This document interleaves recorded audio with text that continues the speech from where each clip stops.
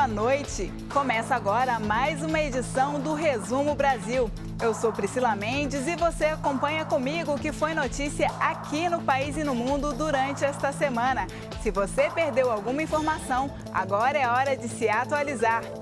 Líderes internacionais se reuniram para a Conferência do Clima. O encontro foi virtual. E o presidente Jair Bolsonaro prometeu eliminar o desmatamento ilegal na Amazônia até 2030.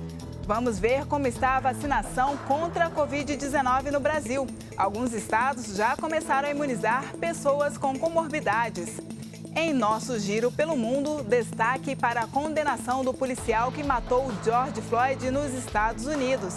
Isso e muito mais a partir de agora no Resumo Brasil.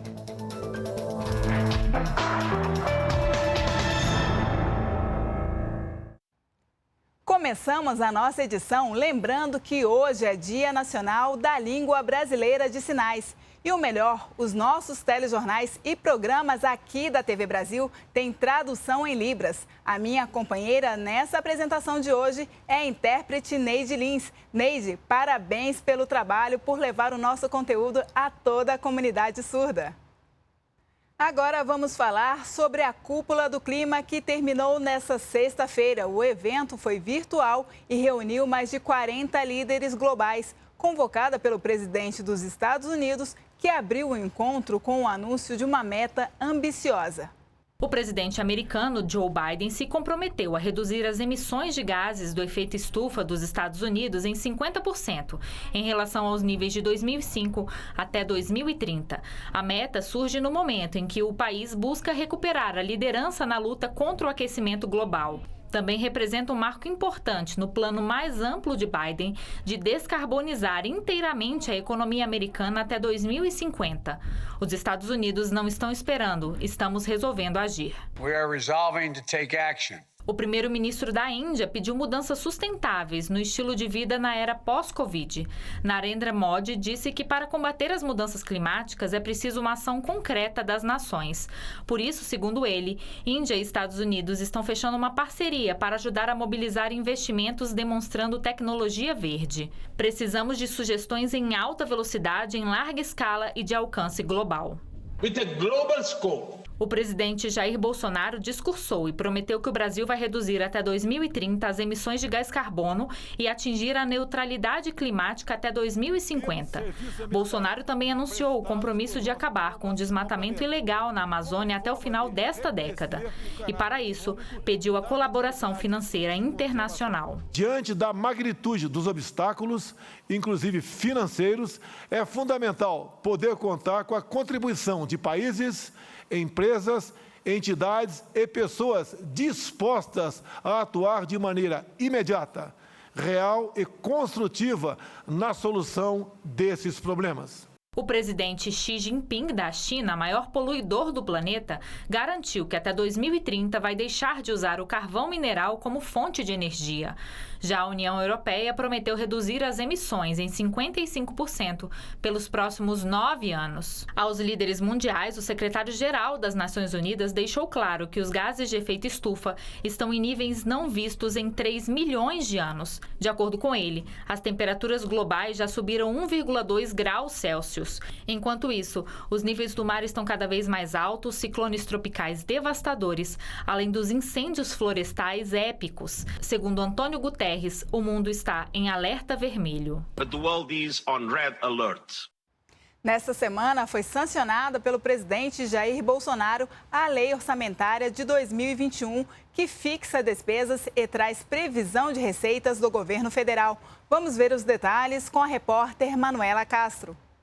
A lei orçamentária sancionada pelo presidente Jair Bolsonaro vai destravar investimentos do governo e também permitir ações de auxílio a pessoas e empresas que sofrem os efeitos da pandemia da Covid-19. O governo fez vetos parciais num valor total que chega a quase 20 bilhões de reais. São cortes em emendas parlamentares e também em despesas do governo. De acordo com a Secretaria-Geral da Presidência da República, esse dinheiro vetado vai ser redirecionado para despesas obrigatórias, que correm o risco de não ter recurso suficiente este ano, como é o caso da Previdência Social. Para isso, já foi enviado ao Congresso Nacional um projeto de lei. O governo também fez um bloqueio adicional no orçamento dos ministérios no valor de 9 bilhões de reais, valor que pode ser depois desbloqueado ao longo do ano. Com a semana mais curta, por causa do feriado de 21 de abril, a pauta de votações do Congresso também foi reduzida, como mostra a repórter Selma Dias. Na Câmara, os deputados aprovaram um projeto que classifica a educação como serviço essencial. O texto ainda deve passar pelo Senado e, se for aprovado, as aulas presenciais não poderão mais ser interrompidas em função da pandemia, a não ser nos estados e municípios com condições sanitárias agravadas. A proposta valerá para escolas públicas e privadas da educação básica e superior. E o retorno das atividades educacionais dependerá de um planejamento feito por estados e municípios com base nas orientações do Ministério da Saúde. Professores e funcionários de escolas, por exemplo, deverão ter prioridade na vacinação e, junto com estudantes e familiares, contar com um plano de prevenção ao contágio pelo coronavírus. Já o rodízio de turmas e a adoção de aulas no sistema híbrido será opcional. Agora vejam que notícia importante. Nós já falamos aqui, mas é bom ressaltar que o calendário de vacinação contra a Covid-19 vai entrar em uma nova fase. A partir da próxima semana, em alguns estados, pessoas com algum tipo de comorbidade vão poder se imunizar contra a Covid-19. Veja os detalhes na reportagem da nossa equipe do Rio de Janeiro. Com o avanço da vacinação dos idosos contra a Covid, em diversas cidades, chega a vez das pessoas que compõem outros grupos prioritários. É o caso do Lucas, que está em casa desde o início da pandemia por viver com diabetes tipo 1. É o que nós esperamos, tentar voltar ao normal, ou pelo menos ao que será o novo normal. E ao que me parece, isso só será possível por meio da vacinação. De acordo com o Ministério da Saúde, cerca de 77 milhões de pessoas têm direito à prioridade em todo o país. Desse total, cerca de 17 milhões e 800 mil são pessoas com comorbidades. Os municípios têm autonomia para decidir quando vão começar a imunizar os grupos de comorbidades. Por isso, os cenários ainda são tão diferentes nas cidades brasileiras. São Paulo, por exemplo, ainda não iniciou a vacinação de pessoas com comorbidades. Salvador começou com quem faz hemodiálise e o Rio de Janeiro se prepara para o início dessa etapa. No Rio, entre as comorbidades priorizadas estão todos os tipos de diabetes, pessoas com doenças crônicas graves no pulmão, hipertensão arterial, insuficiência cardíaca, síndromes coronarianas, outras doenças do coração como aneurismas e arritmias com importância clínica, portadores de próteses e doenças cerebrovasculares. Também estão incluídas comorbidades de doenças renais crônicas, de imunossuprimidos, de pessoas que vivem com HIV, com doenças reumáticas imunomediadas e pacientes com câncer. Podem se vacinar ainda, por comorbidade, os obesos mórbidos, pessoas com anemia falciforme, com síndrome de Down e com cirrose hepática. A Agência Nacional de Vigilância Sanitária, Anvisa, aprovou nesta semana o uso emergencial em caráter experimental da combinação de 2 medicamentos contra a Covid-19. O composto é injetável e pode ser administrado em hospitais. Não será vendido em farmácias. O tratamento é indicado para pacientes já diagnosticados com Covid-19 que apresentem casos leves ou moderados e que tenham alto risco de progressão para a forma grave da doença. O novo coquetel reúne os medicamentos Casirivimab e Indevimab. Esses anticorpos eles estão numa infusão, ou seja, eles vão ser injetados, eles não são comprimidos. Então, o uso é restrito ao hospital porque a maneira de administrar esses 2 anticorpos requer todo um sistema de infusão para que o paciente possa receber. Comercializado pela farmacêutica Roche, o coquetel usa 2 anticorpos monoclonais, que trabalham para evitar que o novo coronavírus se espalhe pelo organismo. Segundo a Anvisa, os estudos mostram que o uso do composto reduziu em 70,4% o tempo de internações e de mortes de pacientes ambulatoriais sintomáticos. Medicamentos que poderão sim contribuir para a redução das taxas de ocupação de leitos de pacientes graves. Desde o início da pandemia, este é o segundo pedido de uso emergencial em caráter experimental de medicamento junto à Anvisa. Espero que essa autorização possa ajudar a aliviar a carga no nosso sistema de saúde. A agência deve usar de todas as vias possíveis para fazer com que novos tratamentos estejam disponíveis para os pacientes o mais rápido possível. Agora vejam essa iniciativa que foi desenvolvida em um hospital no interior de São Paulo. Pacientes internados com Covid-19 ganharam um conforto no isolamento, luvas que imitam o toque humano. A ideia foi dessas 2 enfermeiras da pequena cidade de São Carlos, no interior paulista. Elas improvisaram a técnica que chamam de mãozinhas do amor. Semei e Vanessa enchem luvas de látex com água morna em um chuveiro do hospital em que trabalham e amarram a ponta, como balões d'água. Depois, colocam uma luva de cada lado da mão nas pessoas que lutam pela vida na UTI para a Covid-19. O paciente se sente acolhido como se alguém tivesse mãos dadas com eles. O método foi desenvolvido há cerca de um mês. Além do suporte emocional, aquecer as mãos dos pacientes tem vários benefícios, entre eles o aumento do fluxo sanguíneo. As mãos frias podem resultar em leituras incorretas dos níveis de oxigênio no sangue e as luvas garantem que isso não aconteça. Agora, hospitais em toda a cidade usam a técnica, que entrega resultados imediatos. É algo inacreditável você ver o quão rápida é a evolução do paciente, é magnífico. A semana foi bem movimentada no cenário internacional. Destaque para o fim do julgamento do ex-policial que matou George Floyd. Ele foi considerado culpado de todas as acusações.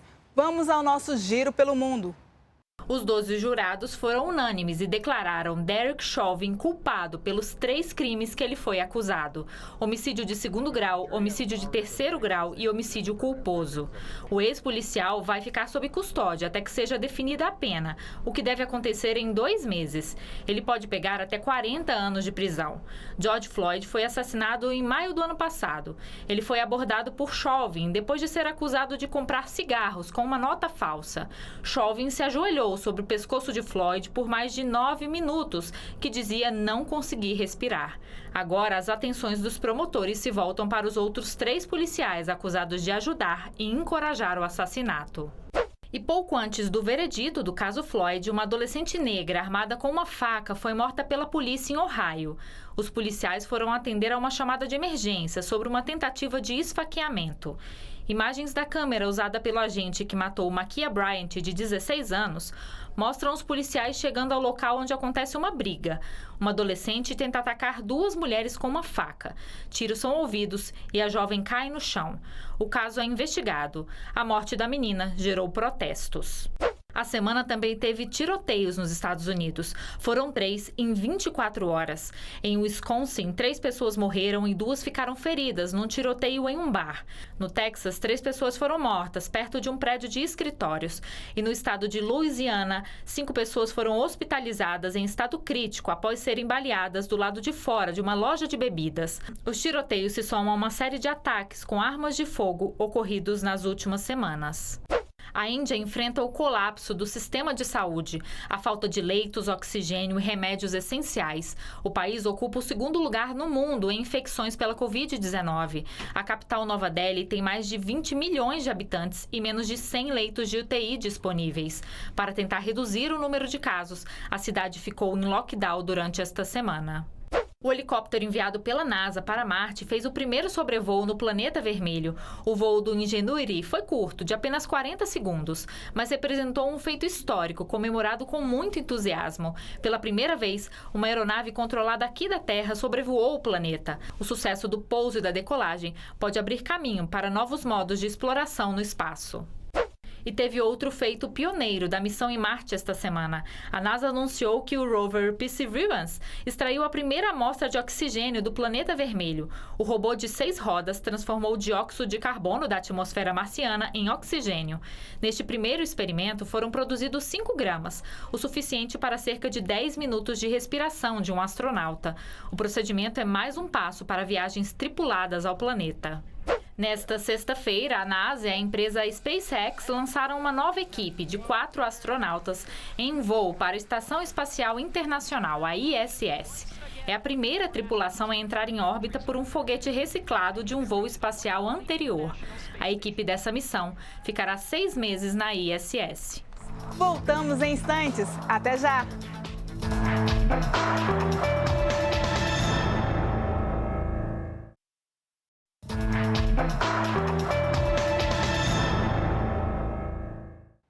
Estamos de volta e mostramos agora uma reportagem sobre o projeto que já acolheu mais de 50 mil migrantes e refugiados venezuelanos. A Operação Acolhida é uma alternativa de recomeço para milhares de pessoas que chegam ao Brasil em busca de uma nova vida. Segundo o Ministério da Cidadania, mais de 260 mil migrantes e refugiados venezuelanos vivem atualmente no Brasil, a maior parte devido à crise econômica e social no país de origem. Desde 2018, 1 a cada 5 desses venezuelanos foram voluntariamente interiorizados do estado de Roraima e de Manaus para outros 670 municípios brasileiros. Eles participaram da Operação Acolhida, que em março deste ano atingiu a marca de 50 mil pessoas beneficiadas. A Força Tarefa Humanitária é uma iniciativa do governo federal com o apoio da Organização das Nações Unidas, governos estaduais e municipais, além de entidades da sociedade civil. O acolhimento começa na fronteira, em abrigos, onde os venezuelanos recebem documentos e assistência à saúde. Em 3 anos, foram emitidos mais de 255 mil CPFs e realizados cerca de 217 mil atendimentos. Depois, são encaminhados às cidades, já com vagas de trabalho sinalizadas. É exatamente nisso que consiste o sucesso da Operação Acolhida. Permitir que refugiados e imigrantes venezuelanos encontrem condições dignas para a reconstrução de suas vidas. Vimos também que o Plano Nacional de Logística 2035 foi apresentado pelo Ministério da Infraestrutura nesta semana.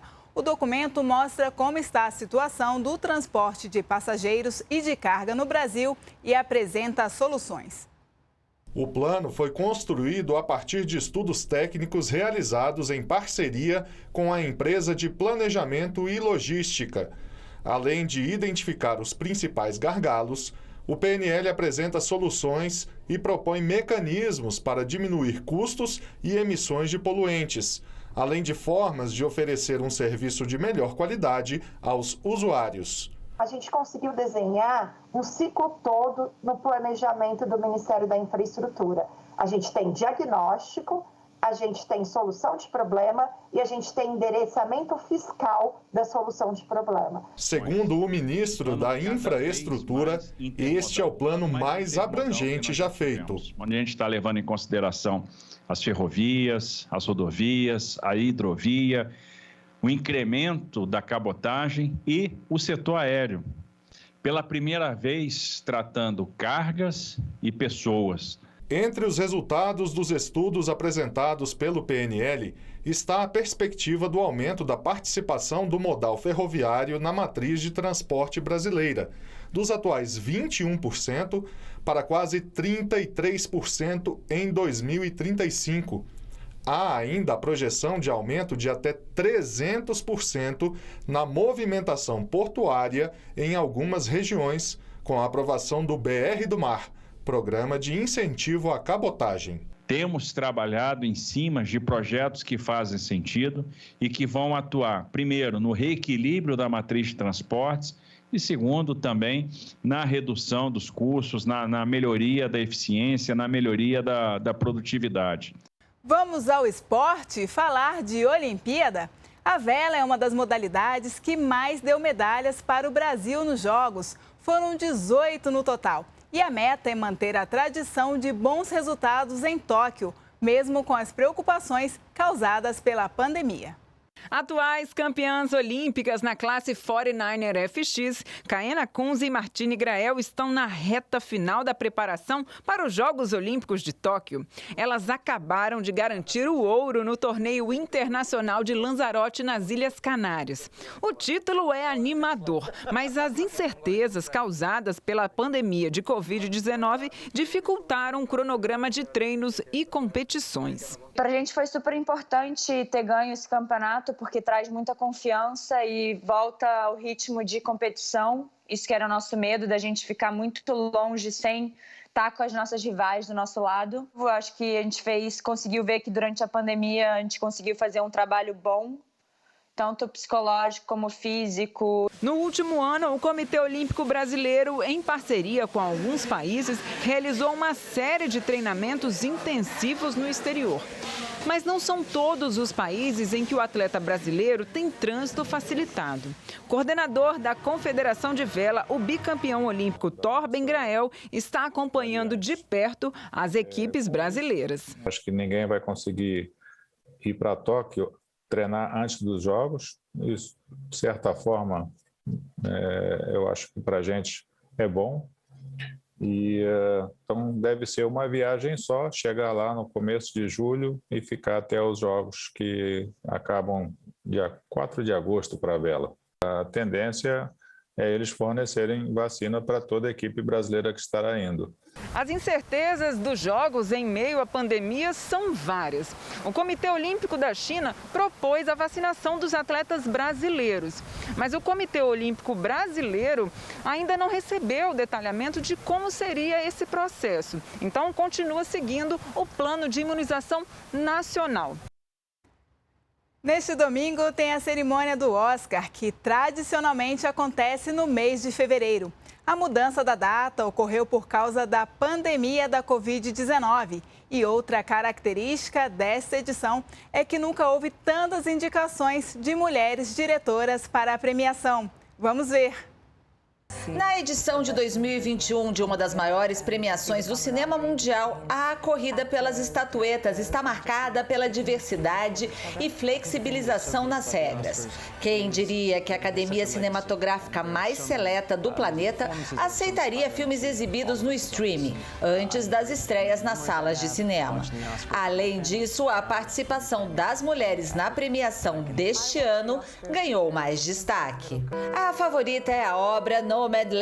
Sua diretora, Chloe Zhao, é a primeira mulher não branca a concorrer ao troféu de direção e a mulher com mais indicações em um mesmo ano em toda a história, tendo sido reconhecida nas categorias de roteiro adaptado, montagem e melhor filme. E as mulheres são maioria na categoria documentário. Dos 5 filmes indicados ao Oscar, 4 são dirigidos por elas. Um dos mais cotados é o documentário chileno Agente Duplo, de Marcela Santibáñez, que já está disponível no streaming. Já na categoria de melhor filme estrangeiro, tem 2 mulheres no comando da disputa: Jasmila Sibanik, com Quavad Zaida, e Coed Ben Hania, com o filme O Homem que Vendeu Sua Pele. E para quem quer correr e acompanhar a cerimônia já com apostas, a maioria dos filmes com maiores indicações estão disponíveis nos canais pagos de streaming e na plataforma da Netflix. Perdeu alguma notícia ou quer rever alguma reportagem? Então vá ao site da TV Brasil e veja tudo que a nossa equipe preparou nesta semana. Acesse tvbrasil.ebc.com.br. Esse conteúdo você também encontra no canal da TV Brasil no YouTube. Aqui você sempre fica bem informado no momento e na hora que quiser. E nós terminamos o Resumo Brasil de hoje aqui. Obrigada pela companhia, uma ótima noite para você e até o próximo sábado, sempre no mesmo horário, 9h30 da noite.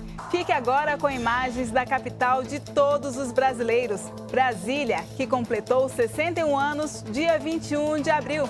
Tchau!